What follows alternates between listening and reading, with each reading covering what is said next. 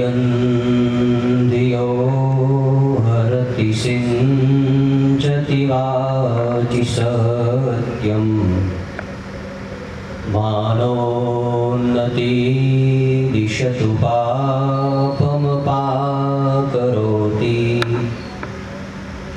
चेतः प्रसादयति दीक्षुतनोति कीर्तिं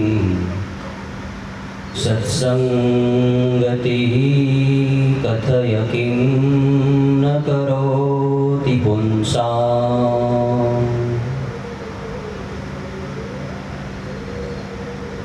अपना शास्त्रों पुराणों वेदों અને સંતોની વાણીમાં સત્સંગનો મહિમા ખૂબ ગવાયો છે. સત્સંગ બુદ્ધિની જડતાને હરી લે છે. ઝાડયંતિયો હરતી. સત્સંગ વાણીમાં સત્યને ઉતારે છે. વાચી સત્યમ. સત્સંગ જીવને સર્વ દિશાઓમાં કીર્તિ અપાવે છે. માનોન્નતિ દિશતુ પાપમ પાકરોતિ. સત્સંગ સર્વ પાપોને હરી લે છે. સત્સંગ ચિત્તની પ્રસન્નતા પ્રાપ્ત કરાવે છે. ચેતઃ પ્રસાદયતિ.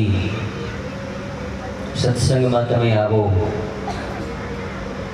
તો ચિત્ત કેટલું પ્રસન્ન થાય. આખો દિવસ તમે વ્યાવહારિક સાંસારિક પ્રવૃત્તિઓ કરી હોય, એ દરમિયાન મનમાં અનેક સારા માઠા સંસ્કારો પડી ગયા હોય છે. એ સંસ્કારોને કારણે ચિત્ત ઉદ્વિગ્ન થયેલું હોય, વિક્ષિપ્ત થયેલું હોય, ચંચળ થયેલું હોય. પણ તમે સત્સંગ કરો તો ચિત્ત શાંત થાય છે. મનના કુસંસ્કારો ક્ષીણ થાય છે. ચિત્ત પ્રસન્ન થાય છે. ચેતઃ પ્રસાદયતિ દીક્ષુતનોતિ કીર્તિમ. સર્વ દિશાઓમાં કીર્તિ અપાવે છે, માન અપાવે છે. કહો સત્સંગ શું શું નથી કરી શકતો. સત્સંગતિ કથય કિમ ન કરોતિ પુંસામ. અર્થાત સત્સંગથી બધું જ સુલભ થઈ જાય છે. સત્સંગ ભગવાનની પ્રાપ્તિ કરાવી દે છે. એથી વિશેષ બીજું શું હોય? ભગવદ પ્રાપ્તિથી વધીને મોટો કોઈ લાભ છે જ નહીં. એ લાભ સત્સંગથી મળે છે. પરંતુ સત્સંગનો અર્થ થોડો ગૂઢ રીતે સમજવાની જરૂર છે. સત્સંગ એટલે શું? શબ્દ ઉપર વિચાર કરીએ તો સત અને સંગ, આ બે શબ્દોની સંધિથી શબ્દ બન્યો સત્સંગ. સતનો સંગ કરવો એટલે સત્સંગ કરવો. તો સત એટલે શું અને એનો સંગ કઈ રીતે કરવો એ વિચાર કરવાનો છે. તો સત કોને કહેવાય? સત નો અર્થ છે જે ક્યારેય પરિવર્તન પામતું નથી, જે વધતું નથી, ઘટતું નથી, જે ઉગતું નથી, આથમતું નથી, ખીલતું નથી, કરમાતું નથી, જે સદા એક રસ સનાતન નિત્ય શાશ્વત છે, તેને સત કહેવાય. તો વિચાર કરો એવું શું છે કે જેમાં પરિવર્તનની સંભાવના નથી, જે વધતું નથી, ઘટતું નથી, એવું તત્વ કેવું? વિચાર કરતા કરતા માલુમ પડે કે એવું તત્વ એક પરમાત્મા જ છે, જેમાં ક્યારેય પરિવર્તન થતું નથી. એ તત્વ સિવાય બાકીનું જે કાંઈ ઇન્દ્રિયોથી દ્રષ્ટિગોચર થાય છે એ બધું જ પરિવર્તનશીલ છે, નાશવંત છે.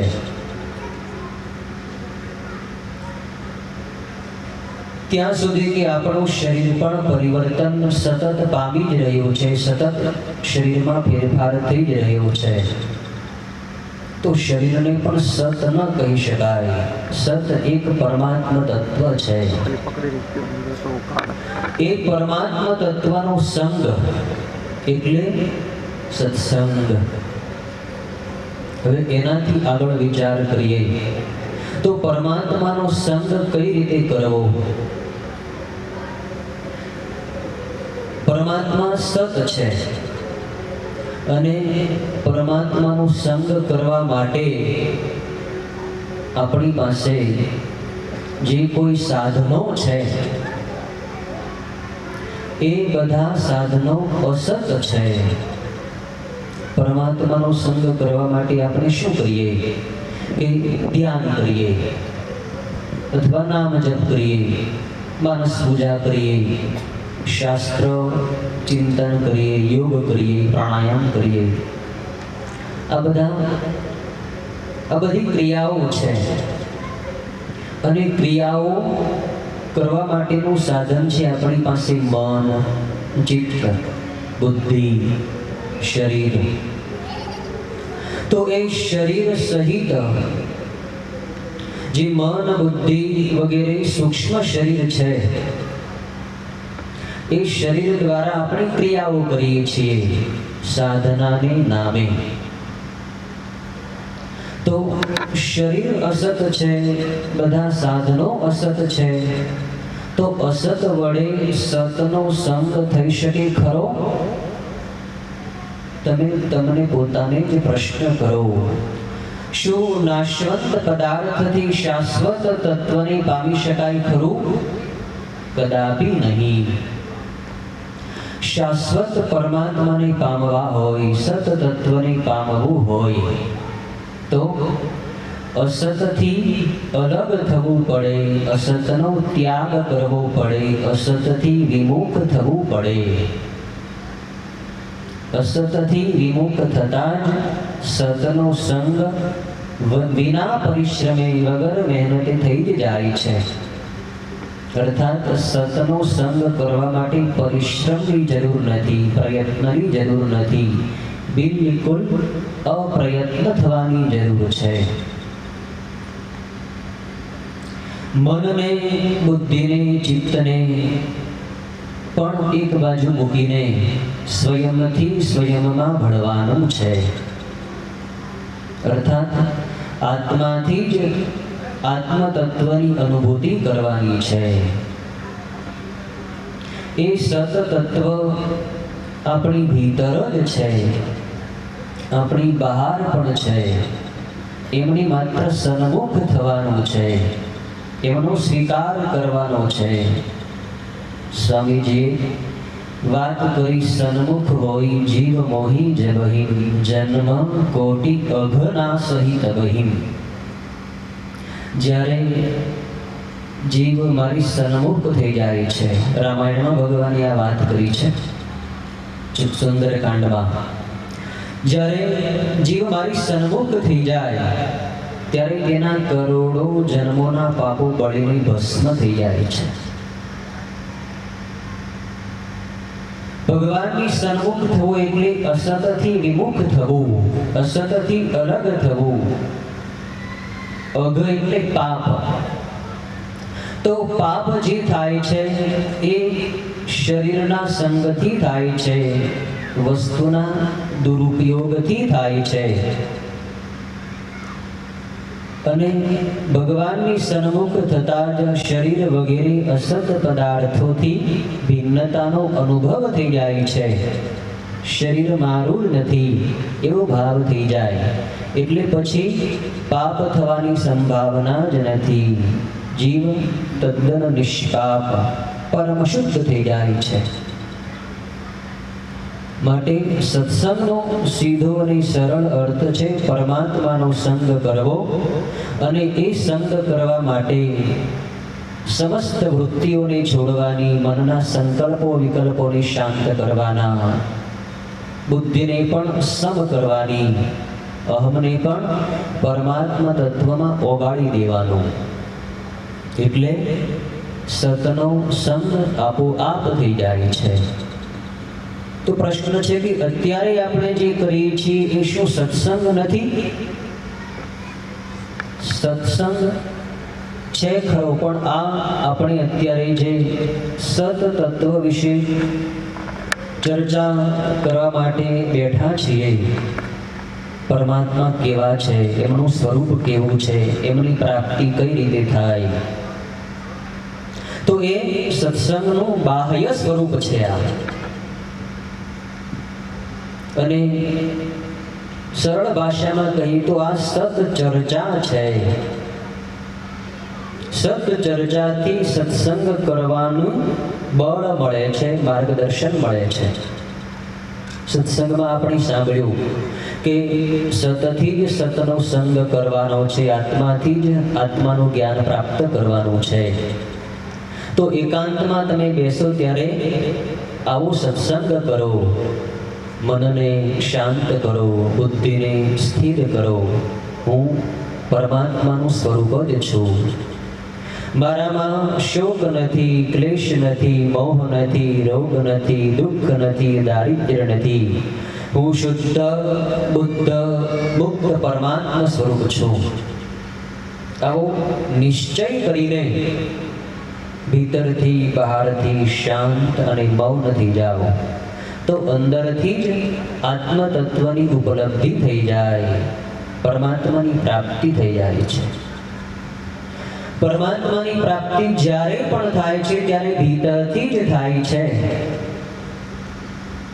બહાર પરમાત્માની શોધ કરવા માટે આપણે કેટલા પ્રયત્નો કરીએ છીએ. કાશી, કેદાર, ગંગા, ગોદાવરી, સરસ્વતી, યમુના, બદ્રીનાથ, પશુપતિનાથ, દ્વાદશ જ્યોતિર્લિંગ, 4 ધામની યાત્રાઓ કરીએ છીએ, ઉપવાસ કરીએ, વ્રત કરીએ, જપ કરીએ, તપ કરીએ.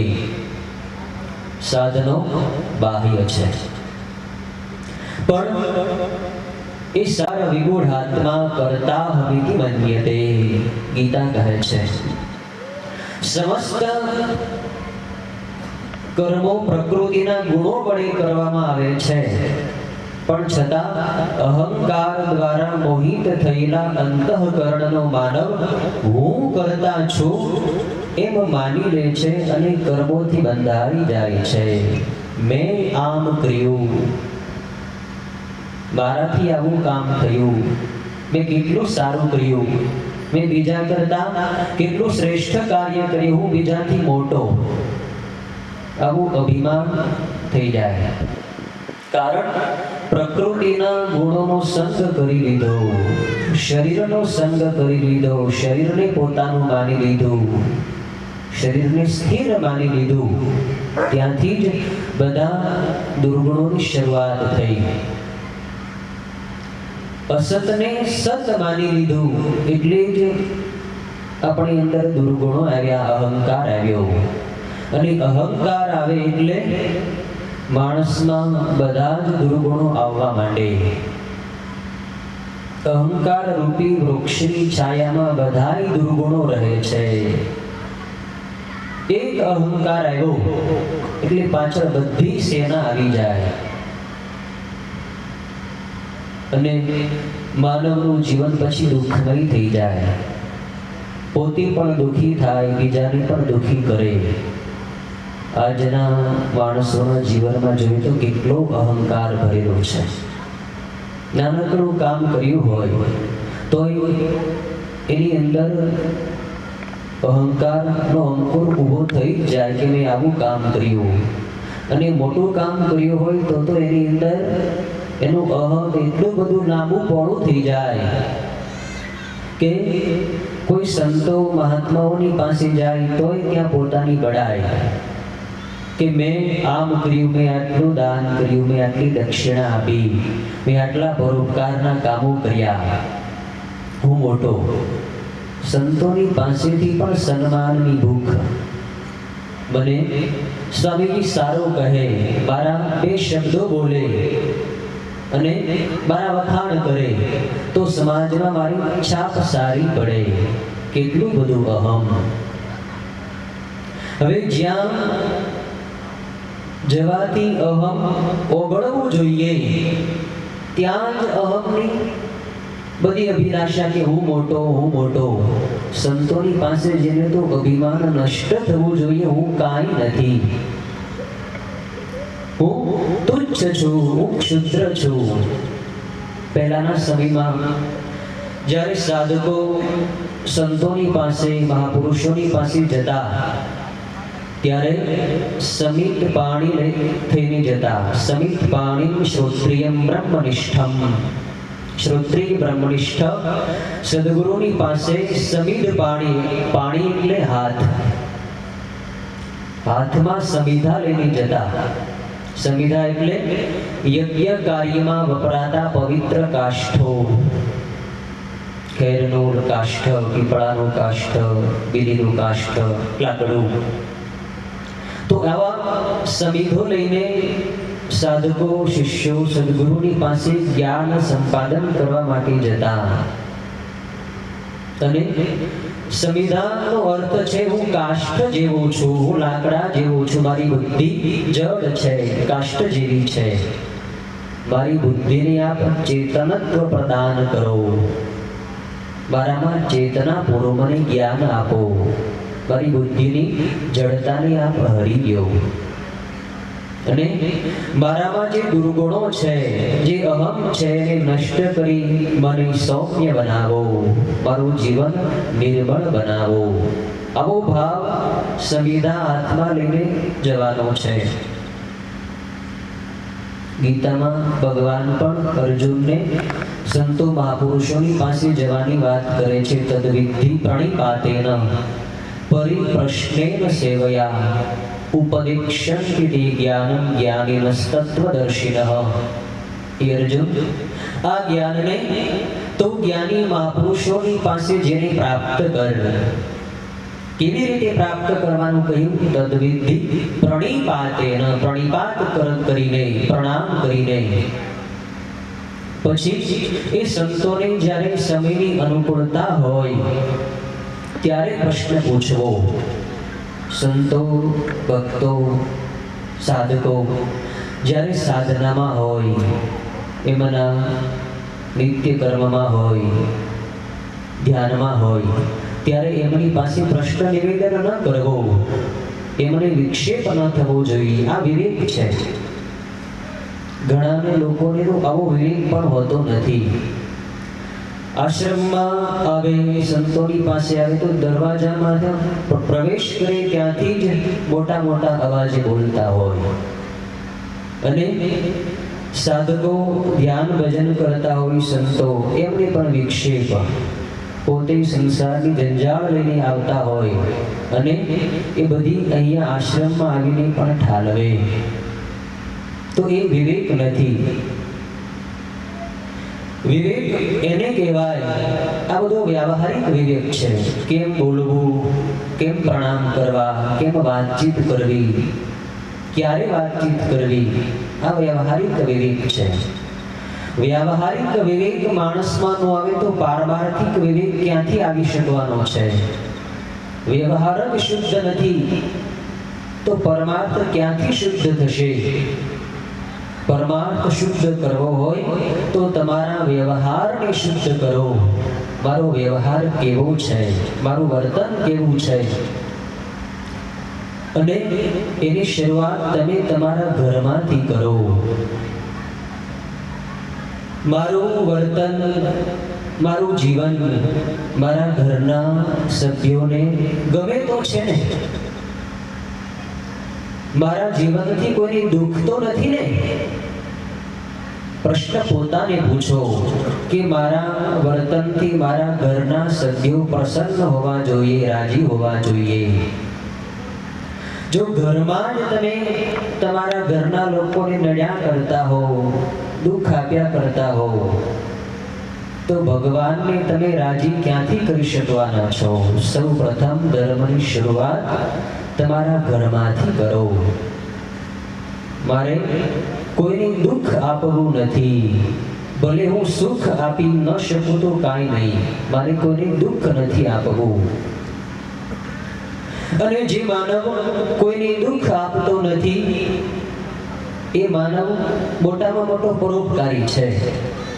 ભલે તમે પરોપકારના બાહ્ય કર્મો કરો, દાન કરો, મોટી સમિતિમાં સેવા સંમેલનોમાં જોડાઈને શરીરથી શારીરિક સેવા કરો ન કરો વાત અલગ છે, પણ કોઈને તમે નડો નહીં. આપણા મોટા ગુરુદેવ જગદીશ્વરાનંદજી મહારાજ ખૂબ કહેતા કે ભાઈ તું માણસ થા. ભગવાને માણસ બનાવ્યો. પરમાત્માએ તને આવો માનવ જન્મ આપ્યો. 2 હાથ આપ્યા, 2 પગ આપ્યા, 2 આંખો આપી, 2 કાન આપ્યા, બધું બબ્બે આપ્યું છે. તો આકૃતિ માત્રથી આપણે માણસ થઈ શકતા નથી. માનવની અંદર જ્યાં સુધી માનવતા આવતી નથી ત્યાં સુધી એ નામનો માણસ રહે છે. વાસ્તવમાં એ નર પશુ છે, શિંગડા અને પૂંછડા વગરનો. આકૃતિ માત્ર માણસની છે, પણ એનું વર્તન કેવું છે? બીજાને નડે, ઘરમાં નડે, પત્નીને નડે, માતા પિતાને નડે, ભાઈઓને નડે, મિત્રોને પણ નડે, અને શત્રુને તો નડતો જ હોય. તો બધાને નડતો જ હોય એને માણસ કેમ કહેવાય? કમસે કમ આપણાથી કોઈને દુઃખ ન થવું જોઈએ. આપણા વર્તનથી કોઈને દુઃખ થાય તો સૌ પ્રથમ આપણો આત્મા જ નારાજ થાય છે, આપણો જીવ જ દુભાય છે. આત્મા આપણને ના પાડતો જ હોય કે આવું કર્મ ન કરાય, આવું શબ્દ ન બોલાય. તમારા મનમાં ક્યારેક ક્રોધ આવે ત્યારે તમે કંઈક બોલી નાખતા હો, પણ એ બોલતા પહેલા તમારા આત્માએ તમને મનાઈ તો કરી જ હોય કે ભાઈ આ બોલાય ને આનું પરિણામ ખૂબ ખરાબ આવે, લોકોનું દિલ દુભાઈ જાય. વાણી બહુ મોટો અનર્થ કરે છે. વાણી ખૂબ ગાળીને બોલો, વાણી અને પાણીનો ઉપયોગ ગાળીને કરો. વાણીને બુદ્ધિના વિવેકના ગરણામાંથી ગાળીને પછી જ મુખમાંથી ઉચ્ચારો. વાણી પર બહુ મોટો આધાર છે. વર્ષો જૂના સંબંધ હોય પણ વાણી જો વિફરી ગઈ હોય, ન બોલવાનું બોલાઈ ગયો તો સંબંધમાં તિરાડ પડી જાય. ભાઈઓ ભાઈઓમાં, બાપ દીકરામાં, મિત્રો મિત્રોમાં, સગા સંબંધીઓમાં વેર ઝેર ઊભું થઈ જાય. પછી કદાચ કોઈ પણ રીતે સમાધાન કરવામાં આવે તોય એકવાર જે મનમાં ગાંઠ પડી ગઈ એ પછી જલ્દીથી ખોલી શકતી નથી. ગાંઠ પડી ગઈ, પડી જ ગઈ. એટલે વાણી ખૂબ વિચારીને બોલો. મારી વાણીથી કોઈને દુઃખ ન થવું જોઈએ. ऐसी बानी बोलिए मन का आपा खोई, और न तो शीतल करे आपहु शीतल होय. એવી વાણી બોલો. મનનો અભિમાન છોડીને બોલો. અને એવી વાણી બોલો કે પોતાના હૃદયમાં પણ શીતળતા ઉત્પન્ન થાય. બીજા માણસો સાંભળે એના હૃદયમાં પણ પ્રસન્નતા થાય. આ માણસ કેટલો સજ્જન છે, કેવું સારું બોલે છે, બીજાને પણ આનંદ થાય. વાણીથી જ યુદ્ધ થાય છે અને વાણીથી જ સંબંધો બધા સુધરી જાય છે. વાણી જો અનુકૂળ હોય, શુદ્ધ હોય, પવિત્ર હોય, સત્યમય હોય, પ્રિય હોય તો શત્રુ પણ મિત્ર બની જાય. અને વાણી જો વિપરીત થઈ ગઈ હોય તો મિત્ર પણ શત્રુ થઈ જાય છે. વાણી ખૂબ વિચારીને બોલો. સત્યમ બ્રુયાત પ્રિયમ બ્રુયાત મા પ્રિયાત અસત્યમ અપ્રિયમ. સત્ય બોલો પણ સાથે પ્રિય પણ બોલો. ઘણા લોકો સાચું બોલતા હોય પણ કડવું સત્ય બોલતા હોય. વાણી કુવાડાની ધાર જેવી હોય, વાત સાચી હોય પણ એવું બોલી નાખે કે સામાનવાળા માણસના હૃદયમાં સંસનું તીર ઉતરી જાય અને એનું દિલ દુભાઈ જાય. પણ સાથે પ્રિય વચન પણ બોલો. ઘણા લોકો પ્રિય બોલતા હોય પણ અસત્ય બોલી નાખે.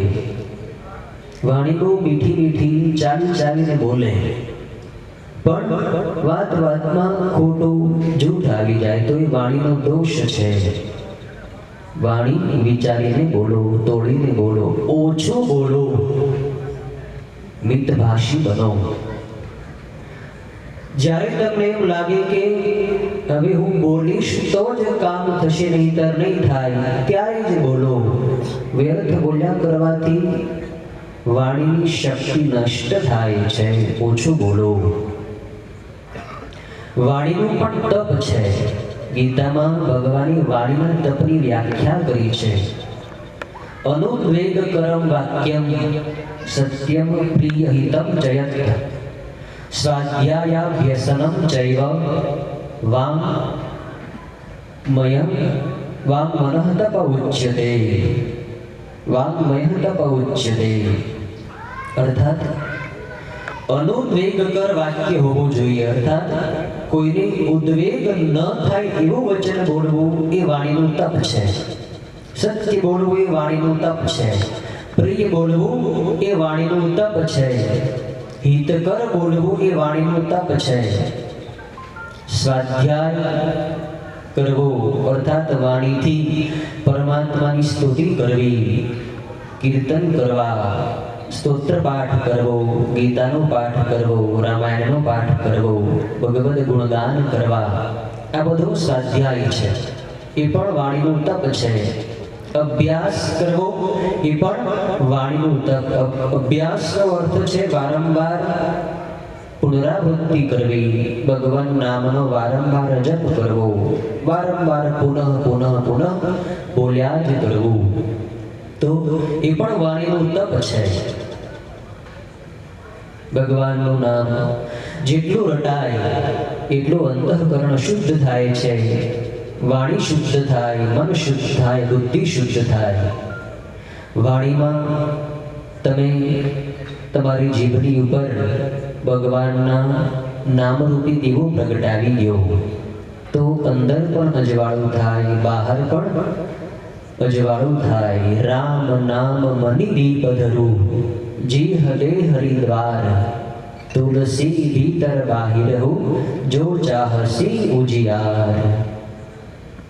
તમારા ઘરમાં જ્યારે લાઈટ વહી જાય, અંધારું થઈ જાય, ત્યારે તમે શું કરો? દીવો પ્રગટાવો. પણ ક્યાં પ્રગટાવો? ઉંબરામાં મૂકી દો, ઘરના બારણામાં. ઉંબરામાં દીવો મૂકો એટલે ઘરની બહાર પણ અજવાળું પડે, અંદર પણ અજવાળું પડે. એમ આ દેહરૂપી ઘર છે, એને જીભરૂપી ઉંબરો છે. અને એ ઉંબરાની ઉપર ભગવાનના નામરૂપી દીવો તમે પ્રગટાવી દેશો તો બહારનું જગતનું જ્ઞાન પણ થઈ જશે, અંદરનું આત્મજ્ઞાન પણ પ્રાપ્ત થઈ જશે. ભગવાનના નામમાં એટલી શક્તિ છે. સ્વામીજી વાત કરી, એકવાર નામ બોલવાથી બધા પાપો બળીને ભસ્મ થઈ જાય છે. બીજી વાર નામ જપ કરવાથી ભગવાન આપણા ઋણી બની જાય છે. મહાદેવ મહાદેવ મહાદેવીતિ યો વદેત એકેન ભવતિ મુક્તિમ દાભ્યામ શંભુ ઋણી ભવેત. બીજી વાર નામ જપ કરવાથી ભગવાન આપણા ઋણી થઈ જાય છે. એટલો બધો નામ જપનો મહિમા છે. શિવ નામ હરે શિવ નામ હરે શિવ નામ હરે શિવ નામ હરે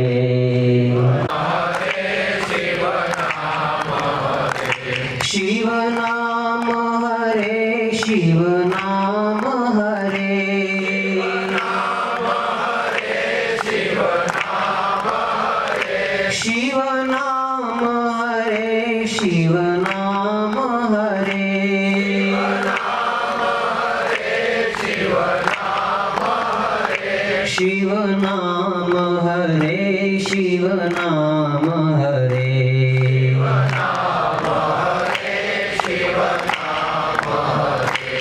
शिव नाम हरे शिव नाम हरे महादेव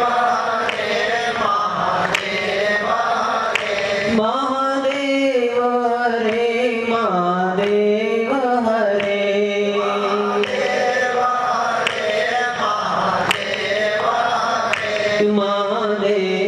हरे महादेव हरे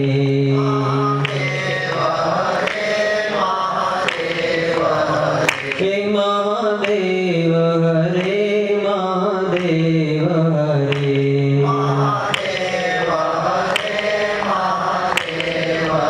हे भोलानाथ हरे भोलानाथ हरे भोलानाथ हरे भोलानाथ हरे हे भोलानाथ हरे भोलानाथ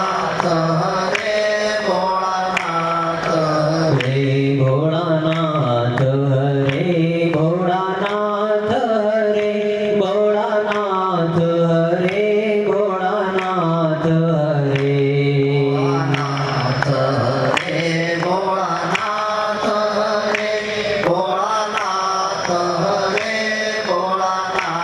भोलानाथ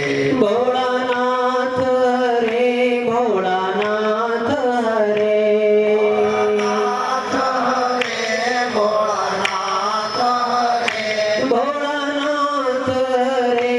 भोलानाथ हरे भोलानाथ हरे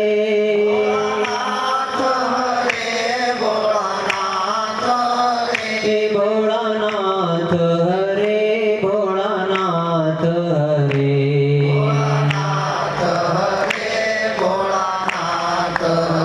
हे भोलानाथ हरे भोलानाथ हरे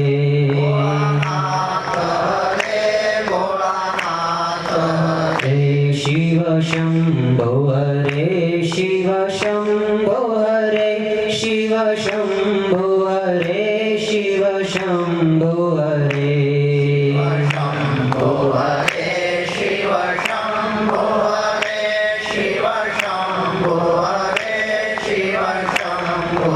हे शिव शंभो हरे शिव शंभो हरे शिव शंभो हरे शिव शंभो हरे शिव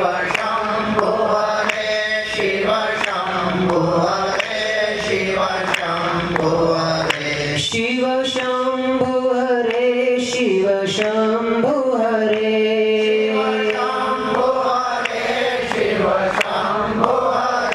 शिव शंभो हरे शिव शंभो हरे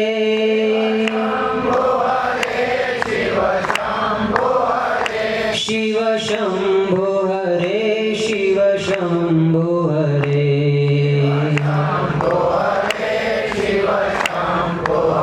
हे शिव शंभो हरे शिव शंभो हरे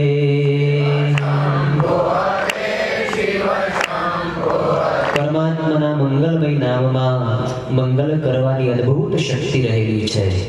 જીભ ઉપર ભગવાનનું નામ પ્રગટ થઈ જાય તો એનું મુખ પાવન તીર્થ બની જાય છે. સતત નામ જપ કરવાનો અભ્યાસ કરો, વાણીનું તપ છે. આ તપને તમે ગમે ત્યારે કરી શકો છો. આવું તપ કરવા માટે કાંઈ તમારે જંગલમાં જવાની જરૂર નથી, ઘર છોડવાની જરૂર નથી, કપડાં બદલવાની જરૂર નથી. માત્ર જરૂર છે જાગૃતિ રાખવાની. સતત નામ જપ, સતત જપ, સતત ભગવદ સ્મરણ. ભાઈઓ બહેનો, કામો વ્યવહારના કરતા બહેનોએ ખાસ કરવાની જરૂર છે. તમે ઘરના કામ કરતા હો, સફાઈ કરતા હો, રસોઈ બનાવતા હો, રસોઈ બનાવવી બહેનોનું મુખ્ય કામ. એ વખતે જો તમે મનને ભગવાનમાં લગાડી વાણીથી જપ કરતા જશો તો એ ભોજન પણ ભજન બની જશે, ભગવાનનો પ્રસાદ બની જશે. અને એ પ્રસાદ તમારા ઘરના સભ્યો આરોગે તો એના મન પણ શાંત થાય, શુદ્ધ થાય. બહેનોએ ખાસ શીખવાની જરૂર છે. રસોઈ બનાવતી વખતે ભગવાનના નામની ધૂન બોલો. ખૂબ જપ કરો, પણ ટેવ પાડવી જોઈએ. ટેવ ન પાડો ત્યાં સુધી એ થતું નથી. આજની નવી બહેનોને યુવતીઓને તો મોબાઈલ કાને રાખીને રોટલી વણવાની ટેવ હોય. કાને મોબાઈલમાં વાતચીત કરતી જાય, લાંબી વાતો પછી બધી ચાલે. એટલા બધા બહેનોની વહીવટ શું હોય? એને કઈ પૈસા કમાવાના હોય નહીં, રસોઈ બનાવતી વખતે શું હોય, પણ છતાંય બહેનો આપણા દૂષણ પેસી ગયું છે અને ભેગા થાય એટલે કલબલ વાતો કર્યા કરે. પણ જાગૃતિ રાખો તો ભજન થઈ શકે છે. હમણાં બહેનોએ પાછળ રસોઈ બનાવતા હતા તો કેટલી બધી વાતો થતી હતી. પણ જો કોઈ બહેન હોય મોટા, એ બધાને વાત કરી હતી કે ભાઈ ચાલો આપણે ધૂન બોલવાની છે, આપણે અહીંયા પ્રસાદ લેવા માટે આવ્યા છીએ, પ્રસાદ બનાવવાનો છે. તો બધાએ બહેનો ધૂન બોલતા બોલતા રસોઈ બનાવે તો એ રસોઈમાં કેટલી મીઠાશ આવે. અન્નના દોષો નષ્ટ થાય, અન્ન શુદ્ધ થાય તો મન શુદ્ધ થાય, મન શુદ્ધ થાય તો જીવન શુદ્ધ થાય. અન્નને શુદ્ધ કરવાની ખાસ જરૂર છે. સિટીઓનું વાતાવરણ તો એટલું બધું બગડ્યું છે.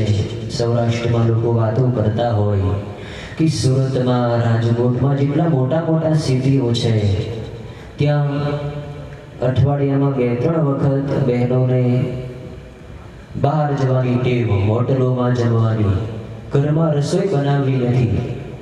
કેટલી આળસ! પૈસો માણસોની પાસે ખૂબ વધ્યો છે, પણ પૈસાની સાથે સાથે આવા દૂષણ પણ આવ્યા. બહારનું હોટલોનું તમે જમો તો તમારું મન ક્યાંથી શુદ્ધ થાય? પછી અહીંયા બેઠા બેઠા મેં અડધી કલાક સુધી તમને હરિઓમનું ધ્યાન કરાવી, ક્યાંથી ધ્યાન લાગે? અન્ન શુદ્ધ છે, મન ક્યાંથી શુદ્ધ થાય? અન્ન શુદ્ધ કરો તો જ મન શાંત થશે. અન્ન પવિત્ર રાખો. નીતિ ન્યાયની કમાણીનું ધન કમાવો અને એ ધનનું તમે અન્ન લાવો તો અન્ન શુદ્ધ થાય. નીતિ ન્યાયનો રોટલો કોને કહેવાય? કે જેમાં પરાયો હક આવી ગયો ન હોય, એ નીતિનો રોટલો કહેવાય. એક રાજા એના ગુરુજીની પાસે ગયો તો ગુરુજી એને સત્સંગમાં નીતિ ન્યાયના અન્નની વાત કરી કે હે રાજા, તારે ભગવાનની પ્રાપ્તિ કરવી હોય તો તું પહેલા તારો પૈસો શુદ્ધ કર, ધન શુદ્ધ કર, તો અન્ન શુદ્ધ થશે તો મન શુદ્ધ થશે. તો રાજાએ પૂછ્યું, ગુરુદેવ, નીતિનો રોટલો કોને કહેવાય? હકનો રોટલો કોને કહેવાય? તો મહાત્માએ વાત કરી, રાજા તારે જાણવું હોય કે હકનો રોટલો કોને કહેવાય તો તારા નગરના છેવાડે ઝૂંપડપટ્ટીમાં એક ડોશીમાં રહે છે, છેલ્લે છેવાડે. એ માજી પૂરેપૂરી નીતિથી ધન કરે છે અને એ ધનનો એ રોટલો ખાય છે, એનું જીવન શુદ્ધ છે. તો એની પાસે જઈને હકનો રોટલો માંગજે, તને ખવડાવશે. રાજા તો બીજી જ દિવસે નગરની છેવાડી ઝૂંપડપટ્ટી, ગરીબોનો વિસ્તાર, ત્યાં ગયો. જે સ્થળ બતાવ્યું હતું ત્યાં જઈને ઊભો રહ્યો. માજી અંદર હતા. રાજાએ માજીની પાસે વાત કરી, માજી હું ભૂખ્યો છું, મને રોટલો ખવડાવો. માજી દયાળુ, પ્રેમી. માજીએ સરસ વાત કરી, રાજા આમ તો હું હકનો જ રોટલો ખાઉં છું, અણહકનું ધન ક્યારેય હું લેતી નથી, પણ આજે આ રોટલામાં થોડો પરાયો હક આવી ગયો છે. રાજાએ પૂછ્યું, કેવી રીતે? તો માજી કહે કે હું રેડિયો કાંતતી હતી, ત્યાં રેડિયો કાંતતા કાંતતા અંધારું થઈ ગયું. અંધારામાં કેમ કામ પૂરું કરો, રૂડી પોણી કેમ વળવી? એટલે ત્યાં થોડી વારમાં મારી ઝૂંપડીની આગળથી અહીંયાથી એક જાન પસાર થઈ, વરઘોડો. પહેલાના સમયમાં વરઘોડો નીકળતો ત્યારે હાથમાં પ્રકાશ માટે ફાનસ રાખતા. એ એ ફાનસનો પ્રકાશ મારા ઘરમાં મારી ઝૂંપડીમાં આવ્યો અને એ બીજાના ફાનસના બીજાના પ્રકાશમાં મેં રેડિયો કાઢ્યો રૂની પોણી વળી એટલો બીજાનો હક આવી ગયો છે. બોલો, પ્રકાશ બીજાનો, બીજાના પ્રકાશનો મેં મારા કાર્ય માટે ઉપયોગ કર્યો એટલો આમાં પરાયો હક છે. એટલી અશુદ્ધિ આ ધનમાં આવી છે. બોલો, કેટલા શુદ્ધ હશે મારી. હવે એની સરખામણીમાં આપણે આપણું જીવન અત્યારે સરખાવીએ, કેટલું આપણું ધન અશુદ્ધ. લાઇટના મીટરમાં આંગળી ભરાવીને કેટલા દિવસો સુધી આપણે સરકારની લાઇટ વાપરતા હોઈએ. બીજાનો જ પ્રકાશ છે ને. નીતિ ન્યાયમાં ક્યાંથી રહ્યો? આમાં મન ક્યાંથી શુદ્ધ થાય? જીવન ક્યાંથી શુદ્ધ થાય? મન ભગવાનમાં કેમ લાગે? અન્નને શુદ્ધ કરવો હોય તો ધનને શુદ્ધ કરો. નીતિ ન્યાયનો પૈસો કમાવો. પણ આજના સમયમાં વાતાવરણ જેટલું બગડ્યું છે, ભગવાન બચાવે કે આવા વાતાવરણમાંથી ભગવાન દૂર રાખે. પણ શક્ય હોય એટલો પ્રયાસ કરો. ધનને શુદ્ધ કરવા માટે દાન કરવાની વાત કરી છે. 10મો ભાગ તમે નીતિ ન્યાય માટે વાપરો. ન્યાયો પારજિત વિત્તેન દશમાંશેન ધીમતા કર્તવ્યો વિનિયોગશ્ચ ઈશ પ્રીત્યર્થમેવ ચ. ન્યાયથી ઉપાર્જન જે ધન તમે કર્યું હોય એ ધનનો 10મો ભાગ કાઢવો જોઈએ. ન્યાયથી ઉપાર્જન કરેલા ધનનો પણ 10મો ભાગ. અનીતિ અન્યાયનું તો બધે બધું ધન દાનમાં દઈ દેવાનું છે. ન્યાયથી જે ઉપાર્જન કરો એનો 10મો ભાગ કાઢો તો ધન શુદ્ધ થાય. ધન કમાવામાં જાણતા અજાણતા પણ પાપ થઈ જ જાય છે. તમે ગમે એટલું ધ્યાન રાખો, કંઈક પાપ આવી જ જાય. એ પાપની નિવૃત્તિ માટે, શુદ્ધ થવા માટે 10મો ભાગ ધર્મના કાર્ય માટે, સમાજના કાર્ય માટે વાપરવાનો છે. તો ધન શુદ્ધ થાય. તનની શુદ્ધિ સેવા કરવાથી થાય. મનની શુદ્ધિ ધ્યાન કરવાથી થાય. ધનની શુદ્ધિ દાન કરવાથી થાય છે. તન પવિત્ર સેવાથી, મન પવિત્ર, ધન પવિત્ર કર દાન, મન પવિત્ર હરિ ભજન કર, હોય ત્રિવિધ કલ્યાણ. તન, મન અને ધનને પવિત્ર રાખવું હોય તો શરીરથી સેવા, ધનથી દાન, મનથી ધ્યાન કરો. ત્રિવિધ કલ્યાણ થશે. જીવન મંગલમય થશે. જીવનને શુદ્ધ બનાવવું હોય તો ભજનને જીવનમાં વળી જવું. શ્વાસે શ્વાસે ભગવાનના નામનો જપ કરતા જાઓ. કોઈ પણ કાર્ય કરતા હો સાથે ભજનને મેળવી જવું. ભગવાનની પૂજા થઈ જશે. ભગવાનનું ભજન થઈ જશે. બહેનો, માતાઓ ઘણા ભજન કરતા હોય છે. એ વાત નથી કે નથી જ કરતા. માતાઓમાં હૃદયની સરળતા હોય, નમ્ર ભાવ હોય. જે સેવા માતાઓ બહેનો કરી શકે છે એવી સેવા પુરુષો ન કરી શકે. બહેનોમાં પહેલેથી જ કામ કરવાની ભાવના, આપવાની ભાવના હોય છે. બહેનો રસોઈ બનાવે તો કોના માટે? ઘરના બધા સભ્યો પહેલા જમાડે, પછી પોતે જમે. આપવાનો જ ભાવ. હૃદય સરળ હોય છે. જે વાત કરો એ માની લે છે. ગામડાઓમાં તો માતાઓના હૃદય એટલા સરળ હોય છે. નારી ગામમાં અમે હતા, ત્યાં 40 જેટલા મહિલા મંડળ ચાલે છે. બોલો, ગામડામાં ખૂણે ખૂણે બેઠા બેઠા રાત્રે બહેનો માતાઓ ખૂબ ધૂન સંકીર્તન કરે. અને એ 40 મહિલા મંડળની ઉપર એક બીજું મંડળ, અને બધા ગામના મંડળો ભેગા થઈ વર્ષે અમુક જે રકમ કાઢતા હોય, મહિને 10 રૂપિયા, 20 રૂપિયા, 25 રૂપિયા નક્કી કર્યા હોય અલગ અલગ બધાએ. એમાંથી પછી બધી રકમ એકત્રિત કરે અને ગામના સામૂહિક કાર્યમાં, વિકાસના કામમાં વાપરે. કેટલું સારું કહેવાય. કેટલી જાગૃતિ, કેટલી બહેનોમાં એકતા. આવું કરવાની ખૂબ જરૂર છે. બહેનોમાં ભક્તિ છે, પણ જે નવી યુવતીઓ છે, નવી બહેનો છે, એમની ખાસ શિખામણ લેવાની છે. રસોઈ બનાવતી વખતે, ઘરમાં કચરો કાઢતી વખતે, કપડાં ધોતી વખતે ખૂબ વજન કરો.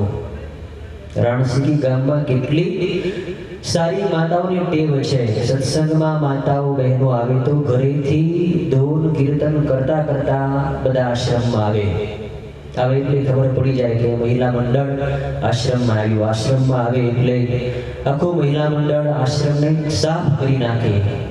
રોજનો ક્રમ સત્સંગ, માતાઓ બહેનો રોજનો સત્સંગ. પુરુષો પણ રાત્રે પ્રાર્થના કરે. ભાઈઓ સત્સંગ રોજ ચાલે. રાણસીકી ગામનું વાતાવરણ જ એટલું દિવ્ય છે, કેમ ન હોય. ગુરુદેવની તપોભૂમિ. 13 મહિના પ્રથમ કાષ્ઠમૌનમાં, 6 મહિના બીજી વખત કાષ્ઠમૌનમાં ગુરુદેવે રાણસીકી મુકામે બિરાજીને ભજન કર્યું. વાતાવરણ કેટલું શુદ્ધ. ત્યાં જઈને તમે ધ્યાન કરો, ભગવાનની પૂજા કરો. કામનાથ મહાદેવનું મંદિરમાં પ્રવેશતાની સાથે જ એમના શુદ્ધ પરમાણુઓ મનમાં અસર કરે. મનના વિચારો શુદ્ધ થવા માટે અંદરથી જ એવો અનુભવ થાય. કેટલું શાંતિમય વાતાવરણ. ત્યાંના ઊંચા વૃક્ષો. ગુરુજીએ પોતે ઝાડ વાવીને, ડંકી ધમીને, સિંચીને ડોલે ડોલે વૃક્ષોને પાણી પાયેલું છે. કેટલું ગુરુદેવે ભજન કર્યું, બીજા માટે કેટલું જીવન ઘસી નાખ્યું. શરૂઆતમાં જ્યારે સમાજમાં જાગૃતિ નહોતી ત્યારે ગુરુદેવને કેટલી બધી મહેનત કરવી પડી. આપણી બધાની બુદ્ધિ પશુ જેવી હતી. પશુમાંથી આપણને માનવ બનાવ્યા. માનવ તરીકે જીવતા શીખવાડ્યું. પોતે દુઃખ સહન કરી, ભૂખ સહન કરી, અપમાન સહન કરી અને સમાજને સત્યનો રાહ બતાવ્યો. આવા સંતો મહાપુરુષોનો સંગ એ પણ સાચો સત્સંગ છે. એવા સંતોના સંગમાં તમે આવો, એમની વાણી સાંભળો, એમના જીવન ઉપર તમે વિચાર વિમર્શ કરો. એમનું જીવન કેટલું દિવ્ય હતું. હૃદયમાં કરુણા ઉત્પન્ન થાય આપણને. કેટલું ગુરુદેવે સહન કર્યું, જીવનને ઘસી નાખ્યું પારકા સુખ માટે. નહીતર બ્રહ્મજ્ઞાન, આત્મજ્ઞાન તો ગુરુદેવને પહેલા જ થઈ ગયેલું હતું. દીક્ષા લીધા પહેલા જ એટલું ભજનમય જીવન પહેલેથી જ હતું. પછી દીક્ષા પછી પણ કેટલી સાધના કરી, જે સામાન્ય માનવથી ન થઈ શકે, કલ્પના પણ ન કરી શકીએ એવું દુઃખ સહન કરી ગુરુદેવે સમાજની સમક્ષ સાચા સંન્યાસીનો આદર્શ સ્થાપિત કર્યો કે સાચા સંન્યાસી કોને કહેવાય. માત્ર વાણીથી બોલીને નહીં, જીવનથી જીવીને બતાવી દીધું કે આનું નામ સાચા સંત કહેવાય. આપણે ગુરુદેવનું જીવન જોયેલું છે એટલે આપણા જીવનમાં સંસ્કારો પડેલા છે કે સાચા સંત આને કહેવાય. એને જ કારણે તમે કોઈ પણ પછી મતપંથ સંપ્રદાયોની વાડાબંધીમાં ફસાવો નહીં. કારણ તમે સત્ય જોયેલું છે. સંન્યાસીનું જીવન કેવું હોવું જોઈએ જોયેલું છે. એટલે ક્યાંય આટી ઘૂંટીમાં તમે આવો જ નહીં. નારી ગામમાં મોટા ગુરુદેવે કેટલો આદર્શ સ્થાપિત કરેલો છે. ઘણા સંપ્રદાયોએ આવીને ઘણી બધી મહેનત કરી જોઈ, પણ કોઈ સંપ્રદાય ત્યાં ટક્યો નથી. બધા એક સનાતન ધર્મના સૂત્રેથી બંધાયેલા છે. રામને માને, કૃષ્ણ ભગવાનને માને, શિવની ઉપાસના કરે, માતાજીની ઉપાસના કરે, સનાતન ધર્મની જ ઉપાસના. રાણસીકીમાં પણ એવું જ વાતાવરણ. આપણા દરેક આશ્રમોમાં ગુરુદેવે જ્યાં વિચરણ કર્યું છે ત્યાં સનાતન ધર્મની ઝંડી ફરકી ગઈ કે આપણો મૂળ ધર્મ સનાતન ધર્મ. અને સનાતન ધર્મ એ દરેક જીવના કલ્યાણની વાત કરે છે. આપણા ધર્મનો મુખ્ય ગ્રંથ ગીતા દરેક માનવના કલ્યાણની વાત કરે છે. ગીતા ગ્રંથની અંદર 700 શ્લોક. એ 700 શ્લોકમાં ક્યાંય પણ હિન્દુ શબ્દ નથી આવ્યો. ગીતા માત્ર હિન્દુઓના કલ્યાણની જ વાત નથી કરતી. પ્રત્યેક માનવ માત્ર, ચાહે એ માનવ ગમે તે દેશનો, ગમે તે વેશનો, ગમે તે વર્ણનો, ગમે તે આશ્રમનો હોય, ગમે તે લિંગનો હોય, સ્ત્રી હોય, પુરુષ હોય, બ્રાહ્મણ હોય, ક્ષત્રિય, વૈશ્ય હોય, શૂદ્ર હોય, બ્રહ્મચારી, ગૃહસ્થી, વાનપ્રસ્થી, સંન્યાસી, ચાહે ગમે તે દેશનો માનવ હોય, પણ ગીતાના સિદ્ધાંત અનુસાર જો જીવન જીવે, સનાતન ધર્મ અનુસાર જો જીવન જીવે, તો એનું કલ્યાણ અવશ્ય થાય છે. ગીતા માનવ માત્રના કલ્યાણની વાત કરે છે. આપણા સનાતન ધર્મમાં દરેક માનવનું હિત ઈચ્છ્યું છે. માનવનો વિકાસ કેમ થાય? ધર્મનો અર્થ છે કર્તવ્ય કર્મ. સીધો અને સરળ ધર્મનો અર્થ કરવો હોય તો કરી શકાય. કર્તવ્ય કર્મનો અર્થ છે ધર્મ, અને ધર્મનું પાલન કરો તો હૃદયમાં વૈરાગ્ય થાય. વૈરાગ્ય થાય તો જ્ઞાન પ્રાપ્ત થાય છે. રામાયણ વાત કરે છે, ધર્મ તે કીર્તિ, જોગ તે જ્ઞાના, જ્ઞાન મોક્ષ પ્રદ વેદ બખાના. ધર્મના પાલનથી, કર્તવ્યના પાલનથી વૈરાગ્ય થઈ જાય. માણસ પોતાના કર્તવ્યનું પૂરેપૂરું પાલન કરે. બ્રાહ્મણોચિત ધર્મનું પાલન કરે, ક્ષત્રિયોચિત ધર્મનું પાલન કરે, વૈશ્યના ધર્મનું પાલન કરે, ક્ષુદ્રના ધર્મનું, ભાઈઓના ધર્મનું, બહેનોના ધર્મનું પાલન કરે. તો પોતાના ધર્મનું પાલન કરવાથી જ કલ્યાણ થઈ જાય છે. પરધર્મ ગ્રહણ કરવાની જરૂર નથી. સ્વે સ્વે કર્મણ્યભિરતઃ સંસિદ્ધિં લભતે નરઃ સ્વકર્મ નિરતઃ સિદ્ધિં યથા વિંદતિ તચ્છૃણુ. ગીતા કહે છે પોતાના ધર્મનું પાલન કરવાથી જ કલ્યાણ થઈ જાય છે. પછી ક્યાંય જવાની જરૂર નથી, કોઈ તપ કરવાની જરૂર નથી, કોઈ ઉપવાસ કરવાની જરૂર નથી. તમે જ્યાં છો તમારું કર્તવ્ય, તમારી ફરજ પૂરેપૂરી બજાવો, સર્વનું હિત ચાહો, સર્વનું કલ્યાણ ચાહો, તો તમારું કલ્યાણ પહેલા થઈ જશે. ઓમ પૂર્ણમદઃ પૂર્ણમિદં પૂર્ણાત પૂર્ણમુદચ્યતે પૂર્ણસ્ય પૂર્ણમાદાય પૂર્ણમેવાવશિષ્યતે. ઓમ શાંતિ શાંતિ શાંતિ.